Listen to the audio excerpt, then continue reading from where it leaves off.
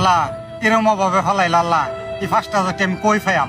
এত অভাব দিল আল্লাহ। এ আল্লাহ গো, তোমার গাইবি খাজানাতে 5,000 টাকা আমার দেও না, একটা আল্লাহর মেহরবানি একটা লোক পাঠাই দাও যাতে আমি 5,000 টাকা পাইবো আল্লাহ। এই অভাব তো আর ভাল লাগতেছে না, আজ যার মধ্যে 5,000 টাকা না হইল তো আমি সমস্যা করে যাম আল্লাহ। শাকিল, তোরা যে কইলাম যে 5 লাখ টাকা ব্যাংক থেকে উঠাইছিলি, আর তোর ভাবির কাছে 2 লাখ টাকা আছিল, এটা যে গাড়ি যে কেনার কথা কইছিলাম, এটা গাড়ি পছন্দ হয় না রে, এটা কাজ করিস এই টাকাটা আব্বারে দিয়ে দিস। আচ্ছা ঠিক আছে, রাখলাম। আচ্ছা, কি অবস্থা? তোর তো লাখ লাখ টাকার হিসাব, লাখ লাখ টাকার কারবার করস। আমি খুব অভাব আছি বাবা, আমার 5,000 টাকা দেশ দিনের লেগে আমি খুব অভাব আছি।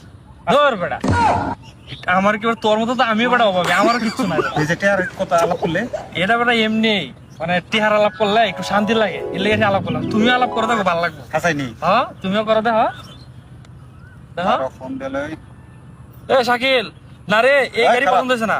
এই বেটা, আমি কি ফৈনির পুত্রে? হ্যাঁ, 2-4-5 লাখ টাকা আমার কাছে বিষয় তো কত লাগে? সকালে আইবে, ঘরের তে বাইশের তলেটে আছে, তুই লয়ে যাবে গাতে, তুই নিজের হাতে টেটা লয়ে যাবে। আরে বেটা, এটা দেনা পানা কোনো বিষয় হলো? লাখ লাখ টাকা কারবার করি বেটা।